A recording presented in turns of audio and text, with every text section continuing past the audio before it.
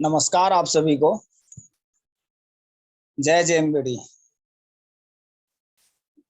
आवाज आ रही है सर?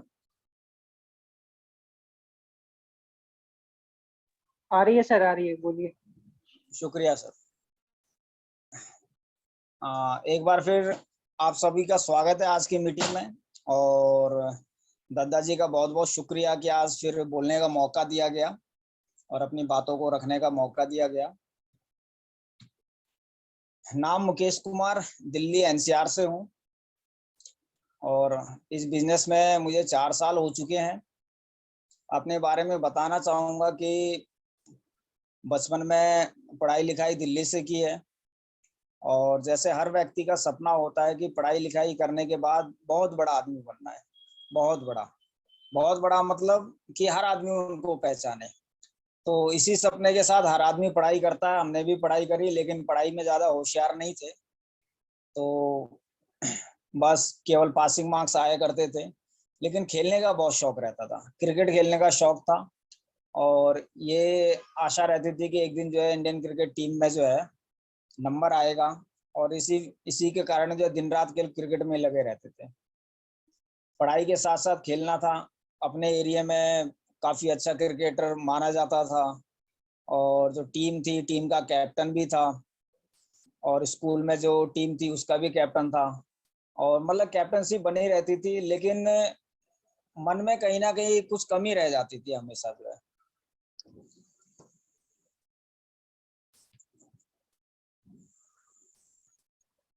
और लेकिन हमेशा दिमाग में ये रहता था कि हाँ कुछ करना है अलग और ऐसा बड़ा बनना है क्रिकेटर जो दुनिया देखेगी। तो पढ़ाई लिखाई भी चल रही थी साथ में। और करीब 10th क्लास की बात थी और मैं एक बार स्टेडियम में गया, मेरे साथ कुछ दोस्त भी गए थे। और वहां पे जब हमने देखा कि काफी सारे बच्चे वहां पे खेल रहे हैं और हमने स्टेडियम में एडमिशन के लिए लिया, ये बात है करीब 1992 के आसपास की बात है ये। तो वहां पे जा करके जब देखा कि काफी सारे बच्चे खेल रहे हैं, सीख रहे हैं, कोच सिखा रहे हैं, तो हम वहाँ पे नेशनल स्टेडियम की बात है दिल्ली के अंदर, वहाँ जाके हम सारे 4-5 दोस्त थे, हम खड़े हो गए। और बाहर जो जाली लगी हुई थी सेफ्टी के लिए, उसके बाहर से हम देखने लग गए। इतने में एक सिक्योरिटी गार्ड आया और हम सब लोग केवल जनरल यूनिफॉर्म में गए थे, घर की यूनिफॉर्म में गए थे। हमें उस समय नहीं पता था कि यूनिफॉर्म होनी चाहिए। तो हम जनरली ऐसे चले गए, कोई चप्पल में गया, कोई जूते में गया। और जब सिक्योरिटी गार्ड वहाँ पे आया उसने बोला कि किस लिए आए हो। हमने बोला कि एडमिशन लेना है और हमें भी क्रिकेट सीखना है। उसने ऊपर से लेके नीचे तक हम सभी को देखा और बहुत तेजी से फटकार लगाई उसने। तो हमने उसको बोला सर आप ऐसा क्यों कर रहे हैं, हम सीखने आए हैं, यहाँ पे एडमिशन लेने के लिए आए हैं। कह रहे हैं अपना हुलिया देखा है क्या। हमने कहा हुलिया तो सुधर जाएगा। कह रहे हैं कहीं से लेटर वेटर आया है तुम्हारे पास, नेता किसी नेता का लेटर है, किसी विधायक का लेटर है आपके पास लिखा हुआ। मैंने कहा जी ऐसा तो कुछ नहीं है। उन्होंने बोला फिर आपका कोई एडमिशन नहीं होगा यहाँ पे। तो बड़ी निराशा आई। और उसके बाद फिर वापसी हम सारे के सारे वापस आ गए। कोई हंसी मजाक कर रहा था, कोई निराश हो गया था। लेकिन उसी हंसी मजाक और निराशा में मेरा एक ही था कि मैं भी निराश हुआ था। मैंने कहा जिंदगी में यार कुछ करना है लेकिन यहाँ तो बिना सर्टिफिकेट के कोई एडमिशन नहीं होना है। और उस समय कोई शोर सिफारिश भी नहीं थी और जिंदगी ऐसे चलती चली गई। संघर्ष चलता चला गया कि चलो ठीक है अभी नहीं तो 1-2 साल में कुछ ना कुछ फिर आगे चांस मिलेगा, फिर किया जाएगा। लेकिन पढ़ाई करी, उसके बाद पढ़ाई करने के बाद फिर नौकरी में आ गए और जो सपना था वो सपना ही बना रह गया जो है। और नौकरी में आने के बाद फिर शादी वगैरह हो गई और घर गृहस्थ में फंसते चले गए। लेकिन मन में कहीं ना कहीं ये खटास बनी रहती थी कि यार कुछ तो करें जिंदगी में, कब तक ऐसे चलता रहेगा। लेकिन एक तरफ पाने की इच्छा थी और एक तरफ आरामदायक स्थिति थी, क्योंकि घर में पिताजी भी एनटीपीसी में जॉब किया करते थे। गवर्नमेंट क्वार्टर मिले हुए थे, कोई इशू नहीं था, सब कुछ आराम से चल रहा था। तो जब जीवन में इस प्रकार से आप कुछ पाना तो चाहते हो, मैं अपनी कहानी बता रहा हूँ, बाकी तो सभी के अपने अपने विचार होंगे, वो क्या सोच रहे हैं और क्या समझ रहे हैं। तो मेरे मन में आया कि सब ठीक चल रहा है, शादी भी हो गई, बच्चे भी हो गए, सब कुछ ठीक है। अब बच्चों की पढ़ाई लिखाई करवाते हैं, अब तो जो होगा फिर आगे देखा जाएगा। और नौकरी फिर ऐसी चलनी शुरू हो गई। स्टार्टिंग की करी थी 1997 से गुड़गांव से। और फिर उसके बाद धीरे धीरे नोएडा आ गए, फिर ग्रेटर नोएडा चले गए। और 2002 की बात थी, उस समय मुझे नेटवर्किंग की जानकारी मिली। मेरे एक साथी थे, उनकी वाइफ ने मुझे नेटवर्किंग की जानकारी दी। और नोएडा में ही वो कंपनी थी, स्टैंग लाइफ इंडिया प्राइवेट लिमिटेड, जो आज की तारीख में तो बंद हो चुकी है। उस कंपनी में मैंने ज्वाइन किया था 17,500 से। लेकिन दोस्तों ये कहना चाहूंगा कि जब उस कंपनी का प्लान मैंने देखा तो मुझे ये समझ में नहीं आया कि पैसा कितना लग रहा है। मेरा फोकस पैसे की तरफ नहीं था, मेरा फोकस केवल इस तरफ था कि अगर मैं ये पैसा लाइफ में एक बार लगा दूं तो जिंदगी में मैं कितना कमा सकता हूँ। क्योंकि सिंपल सा प्रोसेस है, अगर हम किसी और बिजनेस को हम शुरू करते हैं तो वहां हमें हो सकता है बार बार लगाना पड़े, हो सकता है वो चले ना चले। आपका बिजनेस खत्म हो रहा है तो आप उसमें फिर ग्रोथ करने के लिए कुछ लगाएंगे। लेकिन यहाँ पे तो लाइफ में केवल एक बार लगाना था। और अपने जैसे जो अपनी जिंदगी में पाना चाहते हैं, उन जैसे अपने दो साथियों को लेकर के आना था। इन्हीं चीजों को देख करके मैंने 17,500 से आईडी लगाई 2002 में। और फिर अपने घर से 2 आईडी और लगाई, अपने ही जेब से पैसा लगाया था, क्योंकि बिजनेस समझ में आ गया था। मैंने कहा चलिए घर से मैं ही लगा देता हूँ। और भाई भाई की भी लगी, एक ताऊजी, चचेरे ताऊजी थे, उनके बेटे की आईडी लगाई थी। और बिजनेस को शुरू किया, 3-4 दोस्तों की और आईडी लगाई, करीब 3,000 रुपए आए थे।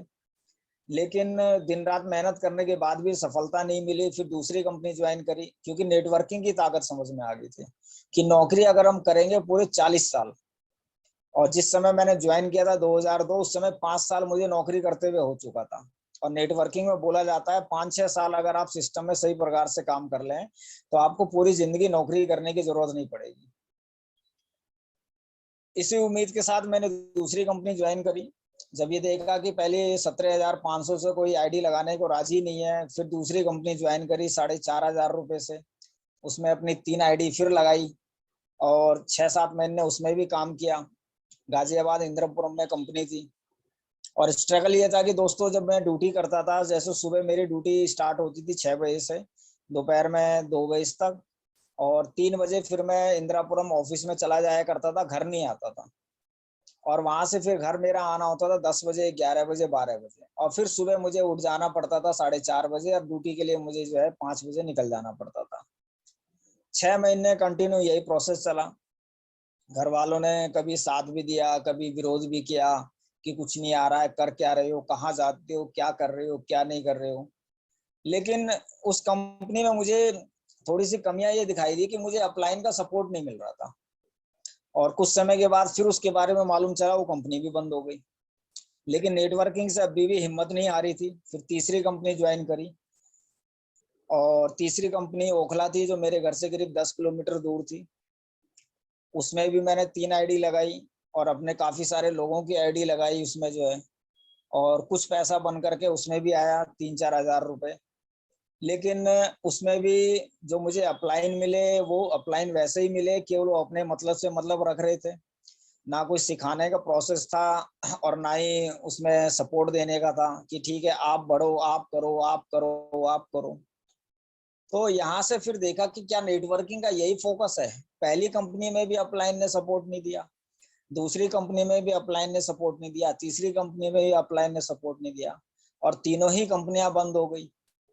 तो दिमाग में एक फीचर बन के तैयार हो गया, एक फिल्म बन के तैयार हो गई कि इस बिजनेस में आपको अकेले करना है, आपका अपलाइन सपोर्ट नहीं देता है इसमें। और जो कंपनियां आपने ज्वाइन करी वो तीनों ही कंपनियां बंद होगी। तो आगे अगर ऐसी और भी कंपनियां आप ज्वाइन करेंगे तो सारी कंपनियां कुछ दिन के लिए खुलती हैं, उसके बाद बंद हो जाती हैं। और इसी ग्राफ ये ग्राफ जो है मेरे माइंड में बन सेट हो चुका था। और उसके बाद से फिर मैंने कुछ बातें लोगों को बोलना शुरू कर दिया कि नेटवर्किंग बहुत अच्छा प्रोसेस है, लेकिन आप करो इसको, मैं नहीं करूंगा। और जो भी आता था बड़े प्यार से उन्हें इसकी सलाह दी जाती थी, क्योंकि हिंदुस्तान में सलाह देना तो फ्री का है।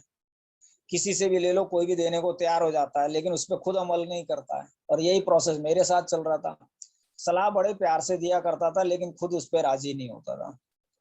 और समय बीतता चला गया, नौकरी चलती चली गई। और एक समय ऐसा आया कि जिस नौकरी के सहारे मैं था, उस नौकरी ने मुझे छोड़ दिया।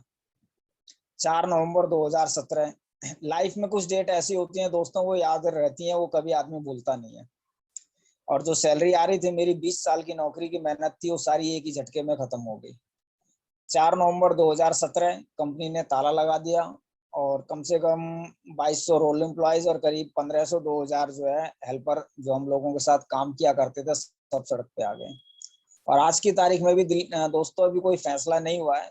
दिल्ली के सुप्रीम कोर्ट, हाई कोर्ट और एनसीएलटी कोर्ट में केस चल रहा है और 4 साल से ऊपर हो चुके हैं। कोई भरोसा नहीं है कि कब तक इसका निर्णय आएगा।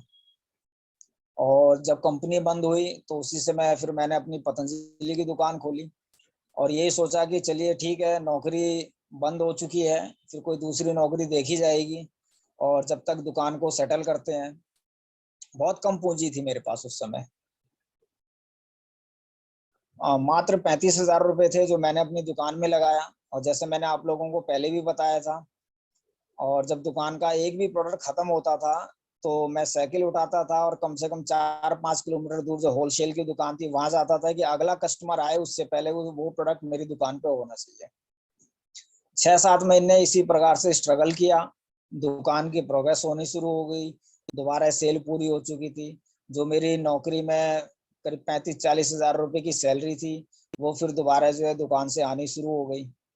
मन में फिर वही चीज बन गई, चलो ठीक है, अब तो फिर दोबारा सारा सेटलमेंट हो चुका है, अब तो कोई नौकरी छूटनी नहीं है, अब तो अपनी दुकान है और चलना ही है। और अपनी दुकान है तो किराया भी नहीं देना है, तो कोई ऐसा भी नहीं है कि कल कोई मकान मालिक जो है कहेगा कि भैया हमारी दुकान खाली करो, आप अपनी कहीं और देखो, तो उसका भी डर नहीं था। सब कुछ नॉर्मल तरीके से चल रहा था। लेकिन मन में कहीं ना कहीं खटास रहती थी कि यार मजा नहीं आ रहा है। सुबह उठो, उठ करके दुकान पे खोल के बैठ जाओ, उसके बाद दिन भर बस ग्राहकों को सामान देते रहो, शाम को ताला लगाओ, फिर घर में आकर के सो जाओ, फिर सुबह उठो, फिर शाम को ताला लगाओ, फिर सुबह उठो, फिर शाम को ताला लगाओ। ये कब तक चलेगा ऐसे? फिर बीच में अगर कहीं जाना होता था तो दिमाग में ये आता था कि यार दुकान को बंद करना पड़ेगा आज की तारीख में, अगर आज बंद कर दिया तो यहाँ से इनकम आनी बंद हो जाएगी, फिर क्या करेंगे? और ये सिलसिला तो चलता ही है, क्योंकि रिश्तेदारी में शादी ब्याह होती है, पड़ोसी में भी होती है, या फिर कुछ ऐसी दुखद घटनाएं घट जाती हैं, वहां पे आपको जाना भी मजबूरी है, उस दिन आपकी इनकम भी खत्म हो जाती है। तो ये कस कस फिर बननी शुरू हो गई कि आखिर में जिंदगी में ये पहलू भी तो सही नहीं है कि हम नौकरी को हम पूरी जिंदगी करें और शौक पूरे करने के लिए नौकरी को बंद करना पड़ेगा, इनकम को रोकना पड़ेगा। और फिर यही सोचा कि चलो कोई नहीं, एक एक दुकान और खोल ली जाती है और उसके बाद जब दोनों दुकान रहेंगी तो इनकम डबल हो जाएगी, तो यहाँ समस्या नहीं आएगी। लेकिन किस्मत को कुछ और मंजूर था। किस्मत चाहती थी कि जिस चीज को हमने पहले नेगेटिव समझ करके छोड़ दिया वो दोबारा वहां लेके आना चाह रही थी। और इसी दरमियान ओम सर और सतीश जी मेरी दुकान पे एक दंतकांति खरीदने आए। उस समय मैं राजेश ऋषि जी के बारे में काफी पढ़ा करता था, लोगों को सलाह दिया करता था कि किस प्रकार से हम जो है स्वस्थ रह सकते हैं। और दिनचर्या के बारे में काफी जानकारी मिल चुकी थी राजीव दीक्षित जी की वीडियो के माध्यम से, क्योंकि उस समय तो वो थे नहीं, 2010 में उनको मार दिया गया था। लेकिन उनकी वीडियो आज भी आप लोग ऑनलाइन जो है यूट्यूब वगैरह पे इन सब चीज पे सुन सकते हैं। तो उनकी जानकारी के अनुसार मैंने लोगों को जानकारी देनी शुरू करी, लोगों को अच्छी लगी और दुकान की सेल भी बढ़नी शुरू हो गई। एक व्यवहार मार्केट में बनना शुरू हो गया कि इस भाई जी की दुकान पे जो है ना फ्री में सलाह दी जाती है, अगर आपको किसी भी प्रकार की समस्या है तो आप यहाँ पे जाकर के जानकारी ले सकते हैं और कुछ अपनी दिनचर्या को आप चेंज कर लेंगे, प्रकृति के नियम के अनुसार अपने जीवन में जीना शुरू कर देंगे, तो आपके शरीर से बीमारियां खत्म हो जाएंगी। तो एक मैंने पंपलेट बना रखा था, 20 नियम, जो 20 सूत्र थे जो अपने जीवन को हम जो है स्वस्थ बनाने के लिए कर सकते हैं। और जहां मैं बैठा करता था उसके पीछे मैंने वो चार्ट लगा के रखा हुआ था। ओम सर और सतीश जी जब मेरी दुकान पे आए तो सतीश जी तो प्रोडक्ट ले रहे थे दंतकांति मेरे से, क्योंकि उस दिन डेमो किट लाना भूल चुके थे। लेकिन ओम सर की जो निगाहें थी पूरी दुकान पे चल रही थी। और आपको यहाँ पे एक जानकारी ये देना चाहूंगा कि एक लीडर की पहचान यही होती है, वो अगर किसी दुकान पे जाता है केवल दंतकांति नहीं देखता है, उसका फोकस पूरी दुकान पे होना चाहिए कि दुकान पे आखिर में है क्या क्या चीज। तो ये सारी चीजें चली। ओम सर ने उस चार्ट को देखा जिसके ऊपर वो सारे नियम लिखे हुए थे और सर ने कहा कि ये क्या चीज़ है। मैंने कहा कुछ नियम है ऐसे जिनको अगर हम अमल करें तो हमारे जीवन में हम निरोगी रह सकते हैं, किसी भी प्रकार की दवा की आवश्यकता नहीं पड़ेगी और फ्री में सलाह दी जाती है। तो मुझे लगता है कि ओम सर ने इसी पॉइंट को पकड़ा होगा और अगले संडे फिर वो आ गए, ऐसे 2-3 बार आए। मैं नेटवर्किंग के थ्रू नेगेटिव था क्योंकि पिछली 3 कंपनियों में हार खा चुका था। लेकिन जब ओम सर ने आकर के मार्केटिंग प्लान की जानकारी दी और प्रोडक्ट की जानकारी दी, 2 प्रोडक्ट मैंने यूज किए, तुलसी और वीडेंट। तो वीडेंट से मेरी मिसिस के दांत ठीक हुए और तुलसी से मुझे जो पेट में गैस की समस्या वगैरह थी वो सारी चीजें ठीक हो गई। अच्छे प्रोडक्ट लगे। जब मार्केटिंग प्लान को समझा तो अच्छा लगा कि जेब से कुछ जाना नहीं है, केवल आना ही आना है और काम तो कहीं ना कहीं करना ही है। आज मैं नौकरी के लिए अगर मैं दोबारा काम के लिए जा रहा हूँ तो मुझे 15-20 हजार से ज्यादा नहीं मिलेगा, क्योंकि मार्केट में एक बार नौकरी छूटने के बाद जल्दी नौकरी मिलती नहीं है और मिलती है तो सैलरी नहीं मिल पाती है। दूसरी चीज, अगर दूसरी दुकान खोलूंगा तो पहली दुकान का उदाहरण है मेरे पास, मेरे पास एक्सपीरियंस बना हुआ है कि दुकान से होना क्या है। फिर सोचा चलिए एक बार दोबारा जिंदगी एक अवसर दे रही है, क्यों ना इसको जो है इस्तेमाल किया जाए। और आज हम जिंदगी में इसी ऐसे बहुत सारे साथी हैं जो दोबारा अगर अवसर मिलता है तो उसको इस्तेमाल नहीं करते हैं। वो उस पुराने अनुभव के अनुसार ही अपने नए जीवन को जो है बदलना नहीं चाहते हैं और उसी पुराने ठर्रे पे चलना चाहते हैं। लेकिन यहाँ पे एक राय दे सकता हूँ, मैं एक सलाह दे सकता हूँ, जो भी जितने पुराने साथी हैं इस वीडियो को सुन रहे हैं, कि पहले क्या हुआ उससे केवल सीखना है हमें, उसको पकड़ करके नहीं बैठ जाना है कि पहले अगर हम हार गए तो आगे भी हम हार ही जाएंगे। जरूरी नहीं है, पहले हम हारे जरूर हैं लेकिन आगे हमारे पास जीतने का चांस है। ये जरूरी नहीं है कि हम हार गए हैं तो हम जिंदगी भर हम हारते रहेंगे। और हार तो आपको सिखाने के लिए आती है, क्योंकि अगर आपने एक ठोकर खाई है तो आपको ये मालूम है कि इस काम को मैं करूंगा तो दोबारा ठोकर खाऊंगा, तो मुझे उस काम को करना नहीं पड़ेगा। ये आपके आपके नॉलेज बढ़ जाती है, आपकी जानकारी बढ़ जाती है। और ऐसे अगर आप 4-6 बार ठोकर खाएंगे तो 100% है आपके पास वो सारी जानकारी हो जाएगी जिसके वजह से हम फेल होते हैं। जब फेल होने की सारी जानकारी हो जाएगी तो पास होने का रास्ता आपके सामने आ जाएगा। लेकिन लोग फेल होकर के दोबारा पास होने की तरफ प्रयास नहीं करते हैं, इसलिए जिंदगी में कभी पास नहीं हो पाते हैं। दिमाग में अगर एक चीज बना लेंगे कि पास नहीं होना है तो कभी नहीं होंगे, लेकिन अगर बना लेंगे कि हार कितनी भी आ जाए लेकिन पास होना है तो अवश्य पास हो जाएंगे। इसी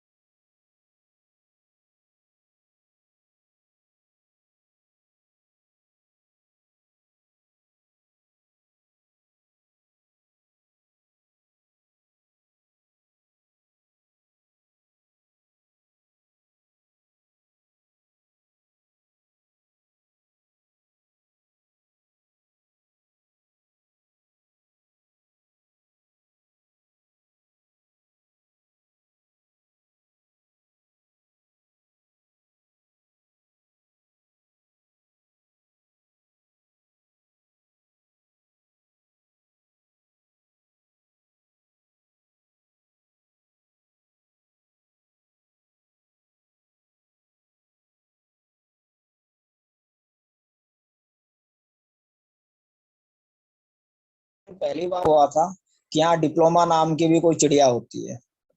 मुझे नहीं मालूम था कि हाँ नेटवर्किंग में ऐसा भी कुछ होता है, क्योंकि पिछले 3 कंपनियों में मुझे ऐसा कोई फोकस नहीं मिला, क्योंकि वहां पे सीखने का कोई प्लेटफॉर्म नहीं मिल रहा था मुझे। सर ने जब डिप्लोमा कंप्लीट किया तो आधे घंटे की जो मैंने मीटिंग ली थी वहां पे, सर से क्लासेस ली थी, वहां मुझे बहुत कुछ नया मिला सीखने को। और मेरी जानकारी में मुझे अभी ये लगता है कि सर ने उस तरह की मीटिंगें पिछले 4 साल में 2-4 बार ही दी होंगी। जो दोबारा रिपीट नहीं होती है। और यही सभी लोगों को जानकारी दूंगा कि उस आधे घंटे की मीटिंग तो मैंने ली, लेकिन उससे पहले की जो 1.5 घंटे की मीटिंग थी वो मुझे नहीं पता कि क्या मीटिंग थी, और मुझे मालूम भी नहीं है कि वो जानकारी मेरे पास है या नहीं है। क्योंकि अगर हम किसी मीटिंग को हम एक बार मिस कर देंगे, उस मीटिंग में क्या हो रहा है वो हमें मालूम नहीं चलेगा। अगर कोई हमें साथी बताएगा भी कि आज की मीटिंग में ऐसा ऐसा हुआ है, और तो आप उसकी जानकारी पूरी ले नहीं सकते, क्योंकि अपना सुनना और किसी के द्वारा सुनी ही बातों को किसी और से सुनना बहुत बड़ा अंतर है। सिनेमा हॉल में हम फिल्म देखने जाएं, खुद देख करके आए, उसका मजा कुछ और होता है, उसकी जानकारी कुछ और होती है। लेकिन उसी फिल्म को कोई और देख करके आए और आपके सामने पूरी फिल्म की स्टोरी सुना दे, आपको 1% समझ में आ जाएगा, हीरो कौन है, हीरोइन कौन है, जीता कौन, हारा कौन, लेकिन आपको पूरी फिल्म का ज्ञान नहीं होगा। वो सीन आपके सामने नहीं चल पाएगा जो उसके सामने चल रहा है, जो उसने पूरी फिल्म दिखा दी। और आज नेटवर्किंग में हम लोग यही गलती करते हैं, उस सीन को देखने के लिए नहीं जाते हैं। हम सोचते हैं कि आप चले जाओ और हमें बता देना। तो दोस्तों, अगर स्कूल में जाओगे नहीं और टीचर से पढ़ोगे नहीं तो पढ़ाओगे कैसे? और ये बिजनेस तो पढ़ने और पढ़ाने का है, और जब तक पढ़ेंगे नहीं और पढ़ाएंगे नहीं तो टीम कैसे बनेगी? कब तक आप ही लीडर बन के सबको जो है ज्वाइन कराते रहोगे? कब तक आप ही लीडर बन के जो है फील्ड में भागते रहोगे? ये तो आपकी टीम के अंदर भी ये हुनर पैदा होना चाहिए, आपकी टीम में भी लीडर पैदा होने चाहिए। क्योंकि एक समय ऐसा आएगा जब पूरे हिंदुस्तान में जब आपकी टीम होगी तो समय तो आपके पास 24 घंटे ही है, उससे ज्यादा तो नहीं है। महीने में तो 30 ही दिन है, साल में तो 365 दिन है, आप किस चीज को कवर करोगे? तो आपको अपने जैसे लीडर बनाने पड़ेंगे। और ये सिलसिला मैंने शुरू किया, लगातार बढ़ते चले गए। सतीश जी जैसे अच्छे साथी मिले, बहुत अच्छे अच्छे लीडर भी मिले। टीम कई बार टूटी, कई बार बनी, लेकिन ये सिलसिला लगातार बढ़ते हुए क्रम में चलता चला गया। और बहुत जल्दी रॉयल्टी बने, बहुत जल्दी टेक्निकल भी बने। लेकिन स्थितियां कुछ और परिवर्तित होनी थी, कुछ और इम्तिहान लेना था। करवट फिर दोबारा बदला, 3-4 घटनाएं बड़ी बड़ी बड़ी घटित हुई एक ही 1-1.5 साल के अंदर जो है। लेकिन हिम्मत नहीं हारी, टीम टूट गई, सभी लोगों ने साथ छोड़ दिया। कुछ और भी समस्याएं, कोरोना वगैरह भी उसी दरमियान आ गया, आना जाना बंद हो गया। लेकिन एक फोकस था कि कभी मैंने बोला था किसी को कि अगर इस बिजनेस को शुरू करूंगा तो छोड़ूंगा नहीं, चाहे कुछ भी हो जाए। तो यही है, दुनिया चाहे कुछ भी छोड़ दे, लेकिन अगर किसी चीज को पकड़ा है तो छोड़ने के लिए नहीं पकड़ा है। तो आज ये सिलसिला कंटिन्यू चल रहा है और टीम ने फिर प्रोग्रेस करना शुरू कर दिया, टीम बननी फिर शुरू हो चुकी है। और वो दिन दूर नहीं है जब दोबारा रॉयल्टी और टेक्निकल बन करके जो है उस लेवल पे पहुंच करके और 1 लाख रुपए की इनकम। आपको ये जानकारी देना चाहूंगा, जब इस सिस्टम में बिजनेस प्लान अब वाला नहीं था, एक नॉर्मल बिजनेस प्लान था, और कंपनी से फिर भी बेटर था। लेकिन आपके प्लान में जो बहुत अच्छी इनकम आ चुकी है, 50% awareness, pair income, fund income, ये सारी इनकम आ चुकी है जो पहले नहीं थी, ज्वाइनिंग इनकम। तो उस समय यहाँ से हमने 64,000 94,000 तक की भी इनकम उठाई थी। लेकिन आज तो बहुत अच्छा मार्केटिंग प्लान बन चुका है। और आज अगर उस मेहनत के अनुसार अगर हम आधी मेहनत भी कर लें तो 1 लाख पहुंचने में देरी नहीं लगेगी। और इसी क्रम में आगे बढ़ते चल रहे हैं। और अभी जैसे आप लोगों ने देखा भी होगा, ग्वालियर में डाउनलाइन में एक स्टोर भी खुला है, और जल्दी आपको ऐसे बहुत सारे स्टोर जो है मिलेंगे। और इस स्टोर की ओपनिंग के लिए मैं ग्वालियर से दीपा जी को, सरोज जी को, अलका जी को बहुत बहुत धन्यवाद देना चाहता हूँ। ये उन सब का प्रयास है, उन सब की मेहनत है, उन सब की सोच है, जिन्होंने एक भविष्य को देख करके इस कदम को बढ़ाया, और ये भविष्य हमेशा उज्जवल की तरफ जाएगा। तो मेरा हमेशा फोकस रहता है सीखने और सिखाने की तरफ जो है। और क्योंकि अगर आपकी बुद्धि में सारा ज्ञान है तो आप किसी को भी हरा सकते हो, किसी की बातों में नहीं आओगे और किसी की बातों में आकर के हारोगे नहीं। लेकिन अगर आपकी बुद्धि में ज्ञान ही नहीं है तो सामने मार्केट में बहुत सारे नेटवर्कर मिलेंगे आपको, और वो ऐसे ऐसे सवाल करेंगे कि आप एक सवाल सुन करके सीधा सर को फोन मिलाएंगे और कहेंगे, सर एक नेटवर्कर मिला है लेकिन उसने एक सवाल किया और मुझे उस सवाल का जवाब नहीं आ रहा है। तो दोस्तों क्या वो नेटवर्कर आपके साथ ज्वाइन करेगा? वो कहेगा इसको खुद ही जानकारी नहीं है पूरी, ये खुद अपने अपलायंस से पूछ रहा है, तो ये मेरा लीडर क्या बनेगा? मैं तो ऑलरेडी एक नेटवर्कर हूँ। वो है नहीं है अलग मैटर है, लेकिन वो अपने आप को समझ रहा है, तो वो आपके साथ नहीं आएगा। तो आपको अपने लाइफ में अगर आप नेटवर्किंग में सफल होना चाहते हैं, एक अच्छा लीडर बन करके एक कामयाब इंसान बनना चाहते हैं, बहुत सारा पैसा कमाना चाहते हैं, सम्मान कमाना चाहते हैं, तो आपको ज्ञान बढ़ाना पड़ेगा। बिना ज्ञान के आप इस बिजनेस को कर नहीं सकते हैं। जैसा समय है वैसे ही बुद्धि का प्रयोग करना पड़ेगा, जैसा व्यक्ति है वैसे ही बुद्धि का प्रयोग करना पड़ेगा। आप ये मत सोचिए कि हर किसी को एक ही जैसा आपने पाठ पढ़ा दिया। और इसी क्रम में मैं आज का मेरा टॉपिक है कि परिचय, कि हम अपने जीवन सिस्टम में आते हैं। जब हम इस सिस्टम में आते हैं तो अपना परिचय हम कैसे दें, और परिचय देने की कलाएं भी काफी हैं। अगर हम किसी के घर में जाके डेमो दे रहे हैं, 1-to-1 डेमो दे रहे हैं, तो ज्यादा लंबी कहानी नहीं सुनानी है। सबसे पहले तो आपको ये उसके बारे में जानकारी होनी चाहिए कि वो सामने वाला है कौन। वो नौकरी करने वाला है, दुकान करने वाला है, या किसी और फील्ड में है, वकील है, जज है। तो जो सामने वाला व्यक्ति है, पहले आपके पास उसकी जानकारी होनी चाहिए, और उसी की जानकारी के अनुसार फिर आपको अपना परिचय भी देना है। लेकिन इसमें ऐसा झूठ नहीं बोलना है कि आप नौकरी कर रहे हो, सामने वाला वकील है तो आप बोल दो मैं भी वकील था। वो चीजें नहीं, आपको उसके साथ लिंक करना पड़ेगा कि अभी आप भी एक प्रोफेशन में है और मैं भी एक प्रोफेशन में हूँ, लेकिन क्या ये प्रोफेशन हमें हमारे जीवन को उज्जवल बना सकता है?